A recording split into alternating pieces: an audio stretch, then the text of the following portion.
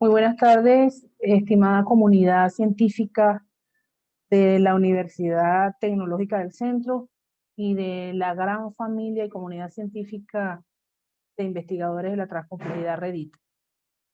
Le doy las gracias por la invitación realizada tanto a las autoridades de la UNITEC como a las autoridades de la Red de la Transcomplejidad, a la doctora Crisalida Villegas, a la doctora Nancy Escabino y a todo el grupo de organizadores que están en este proceso de lo que es el postdoctorado de investigación emergente, del cual me complace compartir hoy experiencias con ustedes, sobre todo como parte de esa familia Reddit a la cual pertenezco como investigadora. Para los que me conocen, mi gran abrazo de afecto y de calor desde aquí, desde las latitudes del Ecuador. Y para los que no me conocen, mi nombre es Daisy Cormoto Mesa Palma. Soy venezolana, pero resido acá en el Ecuador y trabajo acá en el Ecuador en el sistema universitario y en el sistema de investigación. Bueno, hoy nos reúne toda esta experiencia hermosa de lo que es el cierre de un ciclo en ustedes, el postdoctorado de investigación emergente, ciclo que culmina con, diría yo, trabajos de gala, porque el hecho de los estudiantes presentar sus producciones y de ir en acompañamiento con investigadores que han hecho producción en Venezuela y en el mundo, es realmente una experiencia de alto valor. Hoy los acompaño con una producción que se generó en el año 2020 y que se inició aquí en Ecuador, pero que tuve el honor de que me la publicara la revista Comunidad y Salud de la Universidad de Carabobo, revista de impacto internacional, de Latindex, Cielos, eh, y otras plataformas internacionales como Web of Science, y así una revista que tiene la direccionalidad de la doctora Milady Guevara, su editora, mujer de pero de gran camino, de gran recorrido en el mundo de la investigación y que es una de las grandes impulsoras de la promoción de la ciencia en los investigadores de distintas partes de América Latina, del Caribe y de España y Portugal. Bueno, el trabajo que hoy quiero compartir con ustedes se refiere a la producción intelectual construida desde el pensamiento transcomplejo y enfoque pluriparadigmático en tiempos de pandemia. Quizás yo se las presenté un poco más reducida porque el título era bastante extenso, pero realmente es la producción intelectual construida del pensamiento transcomplejo y el enfoque pluriparadigmático en tiempos de pandemia. De hecho, es una producción que sale en la revista Comunidad de Salud del año 2020, el volumen 18, y de julio a diciembre, y que de alguna manera les refleja que fue construida precisamente en estos tiempos tan difíciles que estamos manejando. Difíciles para todos, porque quiero comenzar desde allí antes de hablar de todo lo que implica la publicación, porque tenemos que entender que la pandemia nos arropó a todos y a todas en el mundo desde distintas territorialidades y para la cual no estábamos preparados, no sabíamos qué hacer y todavía no sabemos qué hacer. Cada día la pandemia se va reconfigurando y va generando nuevos costos sociales, económicos, espirituales, emocionales, afectivos, psicológicos, de todo orden, espiritual, de todo orden. Nuevos miedos, nuevas patologías sociales, eh, nuevas enfermedades, nuevas situaciones que atender y que no podemos realizarlas si no tenemos empoderamiento de mucho conocimiento para ello. No basta con el conocimiento desde una sola perspectiva, sino tenemos otras herramientas para el abordaje de los procesos que hoy nos están casi que arropando en su totalidad al planeta. Por eso, hacer investigación en tiempos de pandemia no basta con enunciar viejos esquemas, viejas teorías, no basta con recurrir a los viejos clásicos de los griegos, los romanos, no es suficiente, porque aunque ellos tienen algunas respuestas interesantes, y quizás adelantadas, no están todas las respuestas en relación a estos nuevos tiempos que cada día generan nuevas inventivas y nuevas formas de pronunciamiento. Por eso es tan importante que quien investigue hoy se sirva de todo lo que hay en esa mesa de conocimientos y en esa mesa de interacción de saberes y de interacciones de personas, interacciones humanas, sin aplanarnos unos con otros y sin tampoco pretender supremacías de un conocimiento ni de nadie en relación a otro. Es momento de bajar las egolatrías en investigación, es momento de bajar los narcisismos intelectuales, los narcisismos individuales, los intereses de posicionamiento en los espacios, dado que hoy en este proceso que se está dando con la pandemia se legitima lo efímero, se legitima la sociedad que está en descomposición y que está en descomposición porque fue construida para que para lograr esa descomposición. Hoy la pandemia en tiempos COVID-19 no solamente nos está obligando a repensarnos, porque el que no aprendió con esta pandemia creo que tendrá que volver a nacer, pero nos está obligando a ver que la investigación tiene que trascender los escritorios, tiene que trascender de esas repeticiones teóricas y de esos lenguajes abstractos que nadie nos entiende. Tiene que trascender hacia las comunidades, hacia las realidades, los micromundos de la gente que siente, que habla, que padece y que desde sus testimonios nos permiten o nos hace posible purgar nuevas exploraciones hasta que consigamos respuestas a diferentes realidades de esos procesos que se están viviendo. Bueno, ¿qué es lo que planteo entonces desde este debate que les quiero compartir? Que más que debate es un diálogo interactivo. Quise pregrabarlo precisamente porque como la misma complejidad de la pandemia nos está llevando a que en todos los países la interactividad eléctrica no nos permite que se dé de la misma manera, entonces no es desconocido para nadie que muchas personas que están haciendo su trabajo a veces se ven afectadas por ese proceso de conectividad que nos impide la interactividad. Eso nos obliga entonces a tener siempre dos opciones, la presencial y la no presencial. Por eso hablamos de lo bimodal. Entonces, en este momento quise pregrabar un poco para que ustedes compartieran esta experiencia. Si en caso no se daba la conectividad, pues tengan ya esta primera opción. Y por supuesto abierta a que cuando se dé el proceso ya entonces de conectividad directa, podamos dialogar más la presentación y conversar sobre algunas preguntas. Fíjense, lo primero que empiezo señalando, y quiero que me permitan, es cómo se concibe la producción intelectual en estos tiempos. Para ello lo voy a hacer de dos maneras. Primero les voy a presentar una conversación, les voy a presentar pues una narrativa de lo que hice, y luego les voy a poner al servicio unas diapositivas para que ustedes puedan de alguna manera tener una síntesis de esta discusión de hoy. Comienzo precisando que para desarrollar una producción intelectual en estos tiempos de pandemia es necesario plantearse otras formas de construcción discursiva totalmente distintas. ¿Y por qué? Porque ya no podemos abordar la pandemia desde el punto de vista, por ejemplo, de lo biológico, de la salud pública, solo desde la epidemiología, no. La pandemia nos tocó lo económico, lo político, lo social, lo ideológico, lo religioso, lo pedagógico, la salud, todo, nos tocó todo, el mundo de la familia, el mundo de las emociones, el mundo de la seguridad, ¿sí? El mundo de la certeza, nos tocó todo, nos tocó hasta las áreas que nosotros jamás nos imaginamos nos podían haber tocado. Entonces, abordar los problemas que se han generado de la pandemia, por ejemplo, como la necesidad de hacer una ciencia para una nueva pedagogía, la necesidad de una ciencia tecnopedagógica, la necesidad de hacer una ciencia para ayudar a las víctimas de violencia doméstica y violencia de género que se vieron afectadas y se siguen viendo afectadas por el confinamiento, con la presencia de su agresor en convivencia permanente.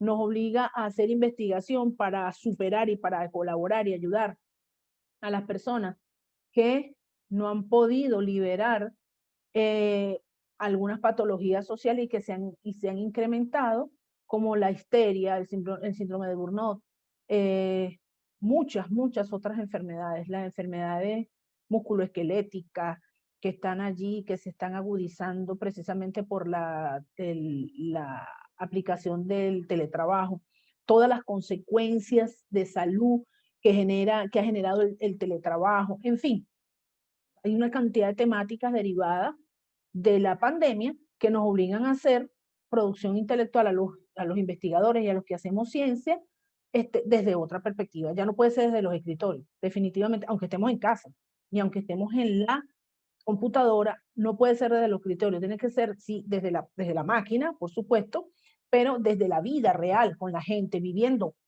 el problema de la gente, interactuando con la gente, a través de la máquina, ok, que es la variante de este momento, pero entendiendo que la vida no se detiene, no se detiene, ¿ok? El COVID detiene con la muerte, pero los que están vivos o los que estamos vivos seguimos y tenemos que seguir en el desastre. Entonces, resolver toda esa gama de problemas que yo acabo de señalar, pretender resolverlas, nombrando todavía, nombrando a los griegos, a los romanos, a los helénicos, ok, es muy bien, son un legado, han dejado un patrimonio interesantísimo y productivísimo en la humanidad. Pero es que los nuevos comportamientos que se están derivando de esta pandemia superan cosas que no se habían visto en el mundo ni en el planeta jamás. ¿Mm? Entonces, que nos obligan a estar buscando cosas nuevas, ¿Mm? Resignificando lo que teníamos, ¿sí? Viendo si lo que teníamos sirve o si lo que teníamos ya se agotó, ¿sí? Ya se disipó y entonces necesitamos hacer otra forma de representación. En este sentido, me apego a un planteamiento que vengo haciendo desde hace tiempo, lo he mencionado en, en varios de mis trabajos que he tenido la posibilidad de compartir con amigos y amigas investigadores e investigadoras, que es el uso del discurso pansincrético. ¿Mm? ¿Qué es el discurso pansincrético? El discurso pansincrético no es más que un discurso integrador. Es ese discurso que supera, que trasciende las fragmentaciones, que trasciende los conceptos convencionales, clásicos, que nos presentan casi que formas narrativas súper especializadas en una sola área y que dejan al vacío otras explicaciones porque no vinculan los saberes ni el conocimiento para dar respuestas a las necesidades del momento histórico, del grupo cultural en el que me estoy enfrentando y del grupo social y económico con el que me esté desenvolviendo.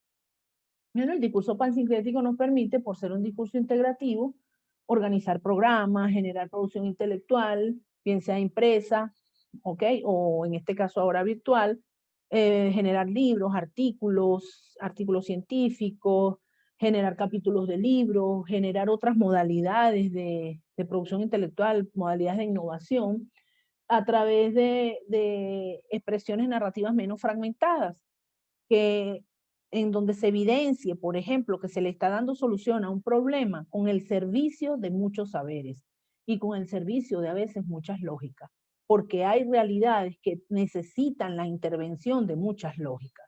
Ese pensamiento que nos estableció la modernidad, de que solo una perspectiva nos daba las respuestas, en este momento no es posible. Entonces, si estamos hablando de investigación emergente, la transcomplejidad es parte de la investigación emergente y los pluriparadigmas son un enfoque que se deriva de la investigación transcompleja. ¿Qué más entonces que trabajar ese discurso integrador, transcomplejo pluriparadigmático, integrando saberes, integrando lógicas?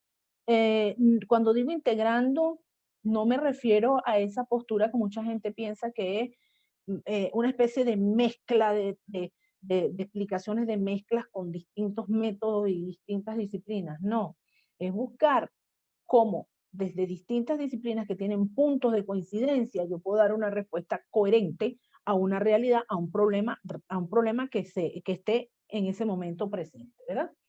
Entonces, por eso hablo de el discurso pansincrético. En él se cumple muy bien el principio transcomplejo de la síntesis epistemológica dialógica, es decir, el principio que me permite unir los contrarios, unir lo que no está, lo que parece no encontrarse, pero que al final tiene puntos de encuentro. Es de alguna manera superar el pensamiento fragmentario, el pensamiento divisorio, abismal, que no da cabida a dar explicaciones que no estén pensadas ya o hipotéticamente pensadas. ¿De qué herramienta se sirve el discurso pansincrético? Y en este momento COVID más que nunca, ¿sí? De la herramienta del estilo lingüístico, ¿sí? De lo que las leyes o funciones del lenguaje nos proporcionan para alimentar el discurso. Miren, las leyes o funciones del lenguaje nos dan la posibilidad de construir discursos agradables, blandos, importantes, significativos. Para escribir, no necesariamente tenemos que escribir con palabras rebuscadas o con palabras pero tan abstractas que no la comprende nadie o que las comprende solamente el que está formado para eso. La idea de una investigación al servicio de la humanidad tiene que ser una investigación que sea comprensible y que lo que estemos ofertando le dé soluciones a la gente. Que desde una persona, desde distintas etnias, de distintos territorios sociales, clases sociales, grupos de género, gente desde distintas condiciones, inclusive académicas, pueda entender, ¿sí? ¿Qué soluciones le da a una persona que yo le diga palabra pansincrético? El pansincrético, yo digo, ajá, pansincrético, pero pansincrético, si yo se lo llevo traducido a cualquier comunidad y le digo que es pensamiento integrador, le digo es un pensamiento que me permite integrar, reunir lo que antes no estaba reunido, eso me ablanda el discurso, ¿sí? Pero si yo me quedo hablando en monólogo y en monólogo y en monólogo y en monólogo, esa producción no trasciende. Entonces, el pensamiento pansincrético nos ayuda a generar producciones para resolver problemas de la realidad. Voy a poner un ejemplo sencillito. Esta producción que yo estoy presentando, es producto de como les di, de un trabajo que se generó, como les dije, en la revista Comunidad y Salud en el 2020 y que nace en pandemia. Pero de esa producción se derivaron algunas investigaciones aquí en Ecuador que le han dado respuesta a comunidades. Por ejemplo, de esa producción, de cómo se genera la producción intelectual, se derivó un trabajo que se llama Violencia Social en tiempos de pandemia, ¿sí? Ese trabajo de violencia social en tiempos de pandemia es una construcción que se produce para dar respuestas a las necesidades de los grupos estudiantiles de una universidad de acá del país. ¿Okay? En los tiempos de pandemia, que se fueron desregulando sus sistemas socioemocionales y se iban incentivando o se iban incrementando los problemas de violencia de género y de violencia contra las mujeres y de violencia y de abuso infantil, esta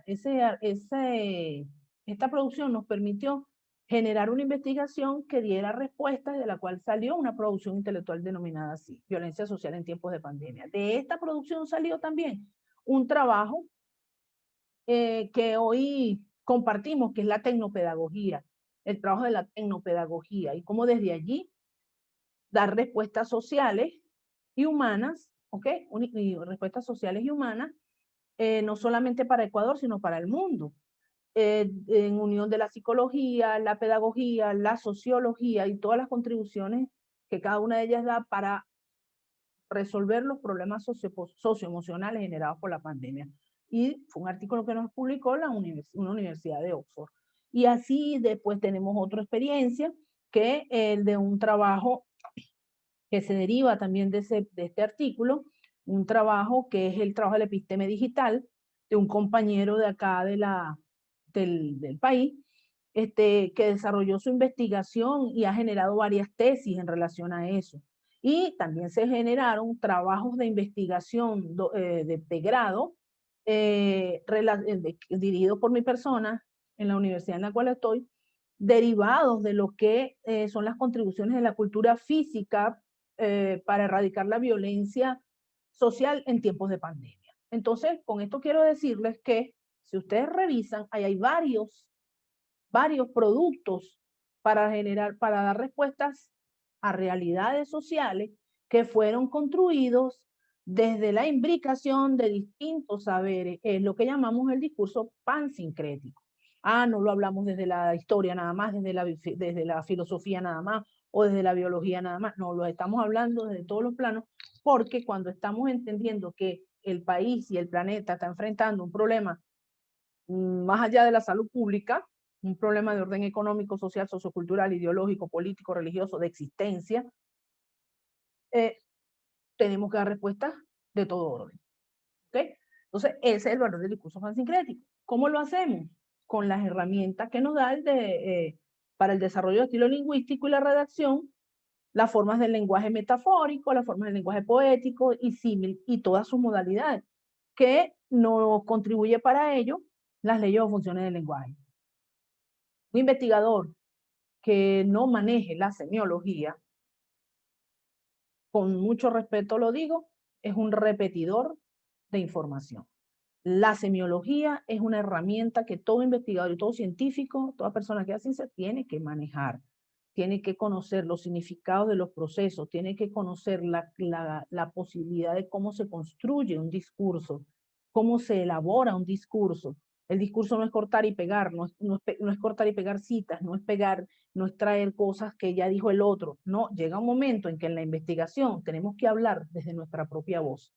Llega un momento en que cuando ya seas investigador consolidado, cuando digo consolidado no quiero decir que tenga la verdad en la mano, no, porque nadie la tiene y la investigación es infinita. Pero cuando digo consolidado es un investigador que ya tiene camino, que ya tiene trayectoria. Ese investigador llega un momento en que ya tiene que dejar de decir, porque según Pedro María y José, porque según Sócrates, Aristóteles y Platón, porque no, llega un momento que tiene que hablar con la firmeza la firmeza de la palabra de lo construido, la firmeza de la palabra de lo que estoy dejando en cada territorio social como experiencia de una investigación para resolver un problema. Entonces tiene que hablar de su propia voz. Eso es lo que nos invita el uso, a eso es que nos invita el uso de estas herramientas de desarrollo lingüístico. ¿Sí? No se trata, como digo yo, no se trata de enunciados rimbombantes ni de palabras que nadie las entienda, sino de palabras que cualquier etnia, cualquier género, cualquier territorio social, cualquier clase social, cualquier nivel cultural pueda entender. Si yo digo pansincrético, ser capaz de decirle a cualquier comunidad, pansincrético significa integrador. Que uso el término pansincrético para reconfigurar el lenguaje es una cosa, pero tengo que darle el significado común que nos conecta a todos y a todas. ¿Sí? De lo que se trata es de lenguajes que sean nuevos, pero que acaricien, que atraigan, que seduzcan, no que retiren de la investigación.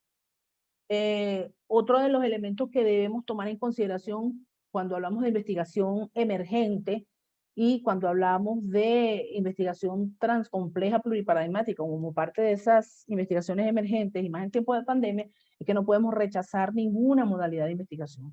En este momento, esa diatriba o ese debate, o como yo le llamo más que debate, le llamo es combate, porque se convierte en un combate entre la investigación cuantitativa y cualitativa, los que todavía siguen creyendo que lo cuantitativo es lo máximo, o los que todavía siguen creyendo que lo cualitativo es lo máximo.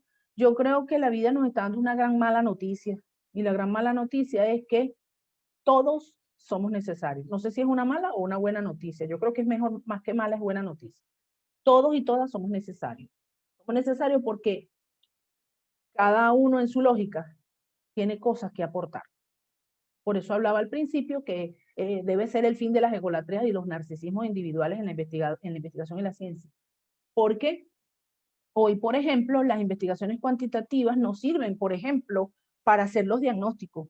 Si no tenemos esa herramienta, ¿cómo desarrollamos algunas cosas? Nos sirven para hacer los diagnósticos, las mediciones, los experimentos que nos van a permitir ver hasta dónde puede trascender un proyecto, hasta dónde puede trascender una solución de un problema.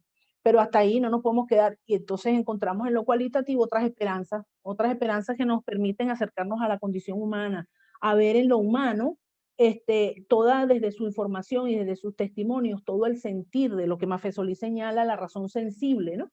Ese sentir, ese acuerdo entre dos racionalidades, ¿no? Nos permite la investigación cualitativa. Entonces, tenemos que conocer todo lo que ellas nos implican. Y no es conocerlas solo aprendiéndolas teóricamente, no, sino cómo se aplican en los procesos para resolver problemas de la realidad. Otro elemento es el manejo del pensamiento sincrónico lineal y el pensamiento diacrónico, dialéctico y transdisciplinar. En otros tiempos era imposible combinar esos pensamientos. En otros tiempos decir que el pensamiento diacrónico era combinado con el lineal, eso era un insulto a la investigación. Había gente, era imposible decirle a algunos profesores que eso era posible de combinar. Y a lo que lo estuviésemos haciendo en la práctica era casi que imposible decirlo. Y mucho menos en el discurso escrito, ¿no? A los que nos formamos en el área de las ciencias sociales, sobre todo los que nos formamos en el área de la historia, nos enseñan a trabajar con esas dos formas de pensamiento. Y por eso nos acusan de hablar mucho. Nos dicen que hablamos mucho. Pero no es que hablamos mucho, sino que entendemos que cuando uno está dando una explicación, si uno está hablando, por ejemplo, de un periodo historiográfico, de todo lo que contempla un periodo historiográfico, tú vas haciendo esa revisión del periodo historiográfico, pero llega un momento en que en esa linealidad del discurso, para generarle a la persona capacidades de extrapolación del pensamiento y generarle posibilidades de integración de información, tú te sales del discurso, lo llevas a otro momento histórico que no están dentro de la linealidad que estás planteando, lo sacas para explicar una anécdota de otro momento histórico y la persona queda como en shock.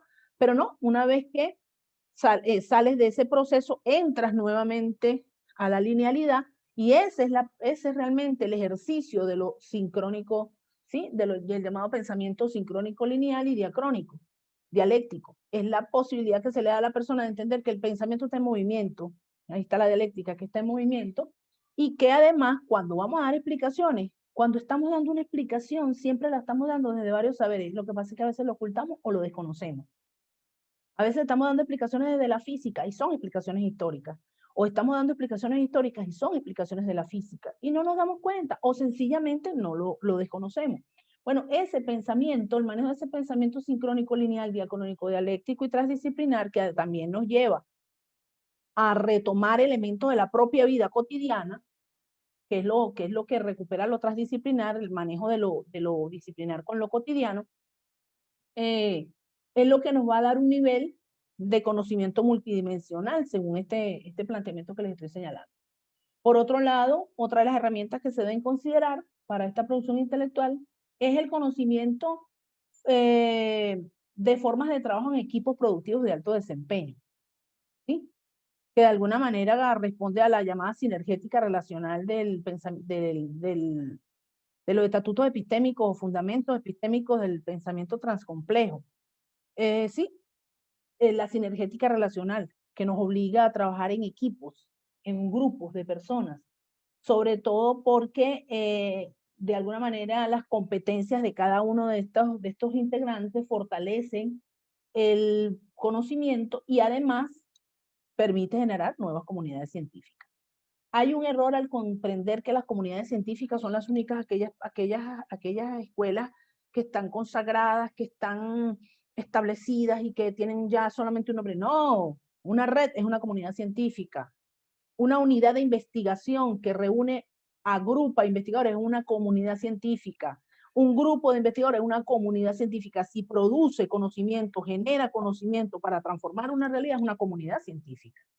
Entonces, ahí empieza lo interesante y que cuando vamos a hacer producción intelectual de libros, de artículos de libros, de innovaciones, inclusive hasta de procesos artísticos que son de gran valor, los trabajos en equipo tienen muchísima significación. Voy a poner un ejemplo.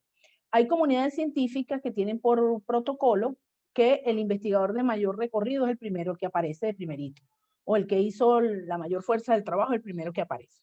Pero hay otras comunidades científicas que dicen que no, que el investigador que tiene más recorrido, que tiene más experiencia, se coloca de último en un artículo o en un libro para darle a los que están abajo o a los nobles, cuando dicen abajo a los nobles, a los que se inician, darles el protagonismo y darle fuerza. Dependiendo del protocolo que tenga esa comunidad científica, es que se va a identificar ese tipo de producción. Ahí, por ejemplo, si la comunidad científica tiene como protocolo que el primero que va es el que más recorrido tiene, si usted lo pone de último, le rechazan la información. O si la comunidad científica cree que o tiene como principio, como protocolo, que el de mayor fuerza va de último, lo va a identificar de inmediato.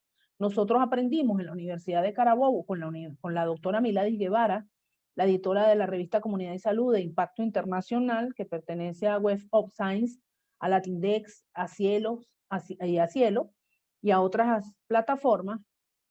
Aprendimos de esa gran señora que las comunidades científicas, que a esa comunidad científica, hay comunidades científicas que cuando el investigador tiene mucha trayectoria, a veces presta su nombre y se pone debajo para que los demás avancen. Y eso se mira con muchísimo valor. También aprendimos de ella que hay una forma de publicación que es la publicación edición especial, que en edición especial se le da esa posibilidad de participar a un investigador que en un momento determinado tiene la voz cantante de una información y se le considera casi que una nota plus dentro del proceso. Entonces, del proceso investigativo.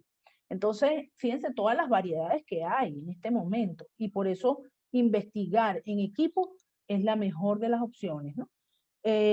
Miren, toda la producción que hay en este momento en el mundo requiere de mucha gente, de muchos conocimientos y de muchas voluntades.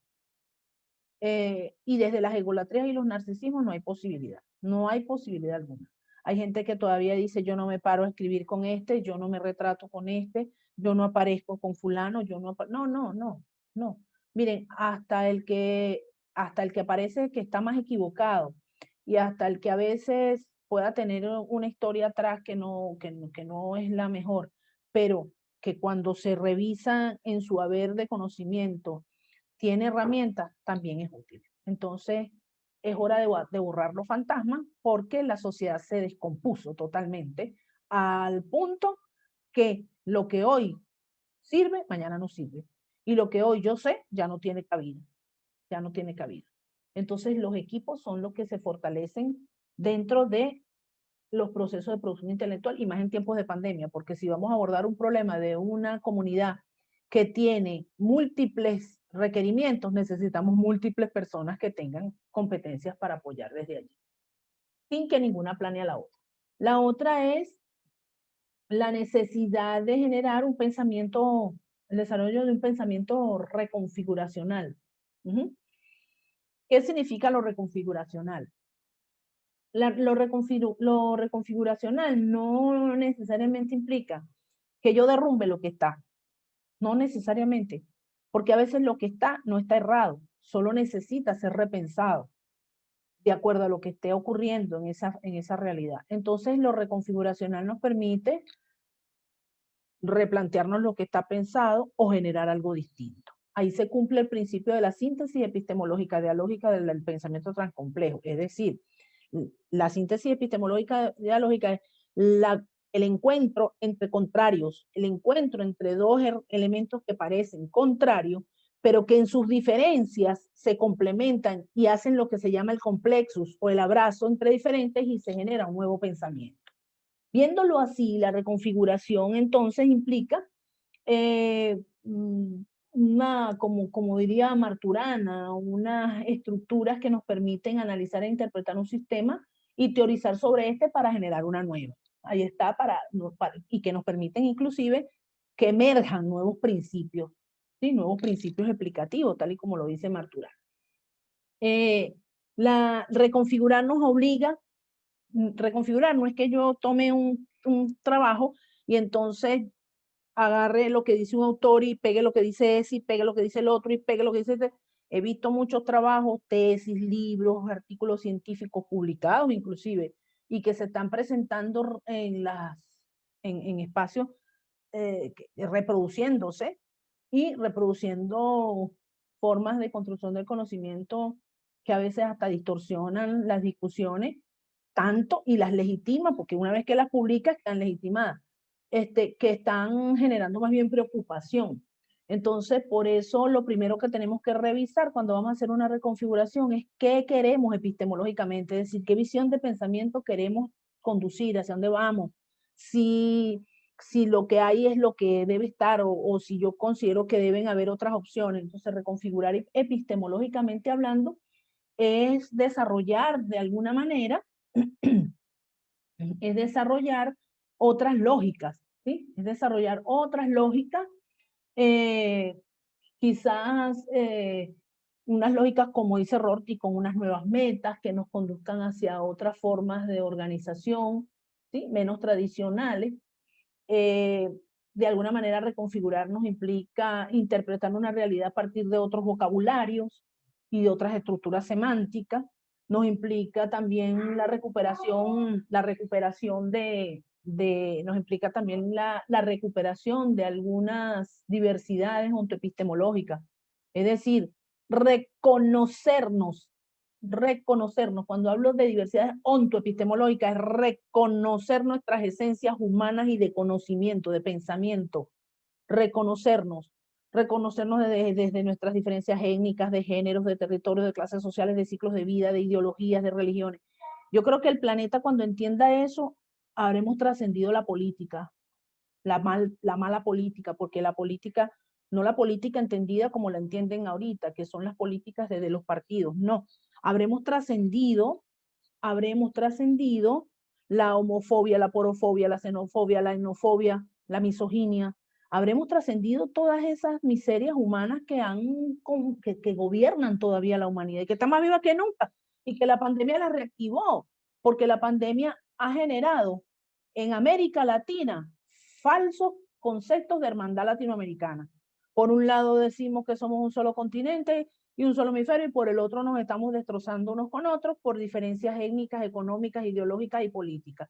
Entonces, el discurso de una reconfiguración implica recuperar esas diversidades. La ciencia y la investigación no es para hacerla desde los escritorios, ni para hacer discursos bonitos, ni para construir elementos desde los que ya se murieron y dieron sus frutos en un contexto histórico. Es para seguir apoyando a los que estamos vivos y a los que seguimos andando en una sociedad que tiene demasiados requerimientos y que con la pandemia se multiplicaron esos requerimientos, ¿no? Y que hoy desregularon al que se sentía como una pirámide, lo desregularon y están haciendo nacer nuevas formas y nuevas opciones. Es la incorporación entonces de un pensamiento pluriparadigmático o visión integrativa de saber, eso es lo que son los pluriparadigmas, y recuperar un poco ese pensamiento mafesoliano que dice la sinergia de la razón y lo sensible, esa sinergia de la razón y lo sensible, en una especie de diálogo que sigue siendo cambiante, transformador, y cambiar y transformar no significa pensamiento de guerra, no tiene por qué significar pensamiento de guerra ni de destrucción, tiene más bien que significar un pensamiento de acoplamiento entre las partes, ¿sí? De acoplamiento, de complexos entre las partes. Eso nos invita a reconfigurar el modelo universitario que tenemos. Hacer producción intelectual distinta es reconfigurar el modelo universitario que tenemos. Con el que está no hay posibilidad. En algunos países, yo felicito a Venezuela y felicito inmensamente a la red de investigadores de la transcomplejidad y a las universidades que la acompañan, la UNITED, la Bicentenaria. ¿Por qué los felicito? Porque en medio de la pandemia y en medio de una sociedad que está en desgaste total, como es Venezuela, en una sociedad que está con una crisis profunda como nunca antes se ha vivido en la historia de Venezuela, y que casi que se convierte en una experiencia inédita, la academia venezolana sigue sobreviviendo a través de estas universidades que no se detienen, que no están nada más pegadas del salario, sino que además están pegadas de buscar otras alternativas para trascender en el conocimiento. Eso es demasiado meritorio, extremadamente meritorio. Y a las universidades de otras latitudes, como la latitud en la cual estoy, que están buscando siempre caminando hacia la construcción de un nuevo modelo universitario. Y a las que todavía están en los años 70 y que creen que están avanzando, pues que sigan avanzando. Y a las que van por el año 2015, a las que van por el año 3015, porque van bien avanzadas, felicidades. Pero lo que sí tengo claro es que reconfigurar un modelo universitario implica reconfigurarnos nosotros mismos, reconfigurar nuestros pensamientos, reconfigurar nuestras sensaciones, nuestra espiritualidad, nuestra esencia humana más allá de los discursos, porque yo puedo decir muchas cosas en el discurso, pero mi práctica puede ser contraria a lo que establezco. Entonces, en honor a eso les digo, de esta producción intelectual que hoy comparto con ustedes salieron muchas investigaciones, ya se las dije. Una sobre la tecnopedagogía y sus contribuciones en tiempos de pandemia. Otra, la violencia social en tiempos de pandemia para aquellas comunidades estudiantiles y de familias que están viviendo confinamiento y violencia doméstica y violencia de género. Salió la episteme digital, que es una investigación que se generó con el propósito de construir un modelo de enseñanza para los nuevos tiempos basado en la tecnopedagogía humanista. Y han aparecido, hemos hecho varias tesis de grado, nivel de grado, que están asociadas a todo lo que el proyecto, lo que el virus COVID-19 y la pandemia con el confinamiento le ha generado como desgaste a la población en materia de salud, ¿sí?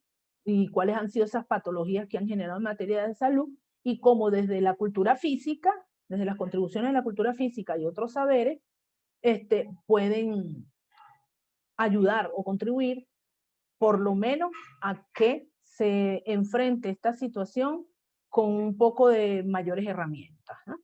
O de mejores herramientas. Eso a grosso modo es mi compartir y los invito a que, bueno, vean además, después de este relato que acabo de señalar, vean ahora las diapositivas que les quiero presentar, solo como para que les quede como una síntesis de todo lo que señalé. Es solo una síntesis que permita agrupar algunas de las argumentativas que hasta ahora les he señalado en esta conversación. Que si bien es cierto, es pregrabada, también es cierto que en la experiencia presencial vamos a compartir algunas disertaciones. Fíjense, si observan aquí en las diapositivas que estoy presentando, en ellas resumo de una forma muy, pero muy puntual los elementos que he dado hasta hace un momento. Lo primero que quiero resumirles es lo del discurso pansincrético. El discurso pansincrético, como bien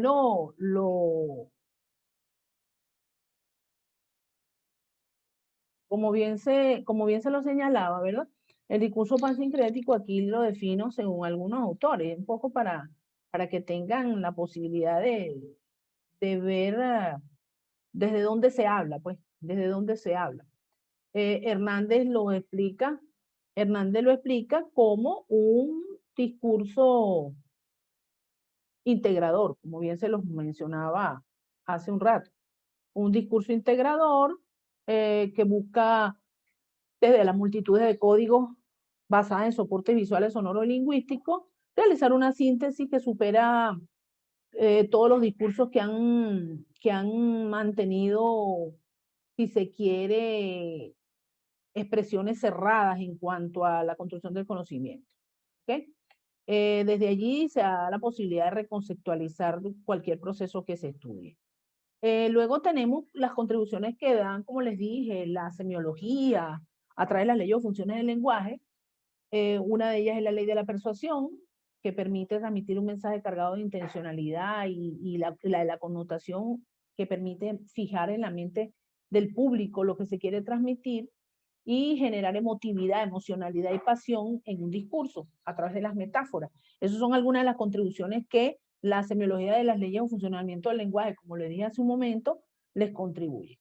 Y bueno, recordar, pues tener presente esos métodos cuantitativos, como los ven allí, descriptivo, transversal, longitudinal, el causal comparativo, el exploratorio, el correlacional y el experimental en sus contribuciones, y los cuanticualitativos, como los estudios de campo, los proyectos factibles y la B de Bowen, y los métodos cualitativos como la hermenéutica, la investigación-acción, la etnografía, la investigación convivida, los relatos de vida, para todo lo que signifique construir nuevas reconfiguraciones conceptuales del discurso. Allí están plasmados todos esos elementos que acarician esta experiencia, que también se las voy a hacer llegar en la publicación de la revista Comunidad y Salud, de manera que puedan tener algunos referentes que permitan visibilizar desde algunos autores y desde algunas referencias bibliográficas todo eso que conversé hace un rato con ustedes.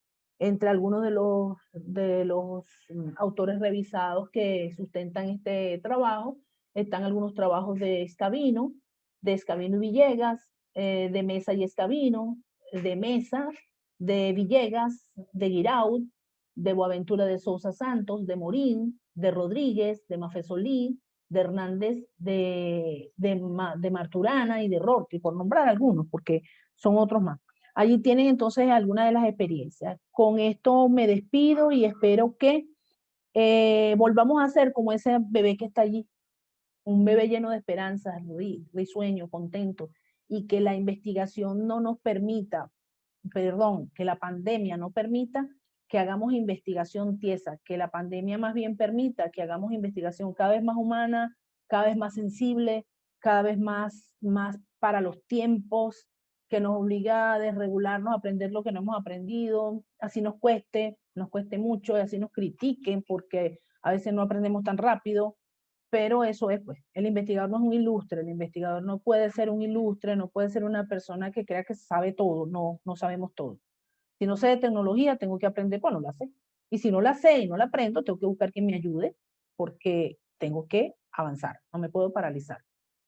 Si no sé de biología, tengo que buscar cómo documentarme. Si no sé de historia, de otras cosas, de salud pública, tengo que documentar. Los tiempos hoy lo exigen porque la pandemia nos agarró y no nos avisó. Con esto finalizo mi intervención y espero que haya sido de utilidad. Bueno, un abrazo sororo para las hermanas venezolanas y un abrazo fraterno para los hermanos venezolanos. Un besito. Gracias.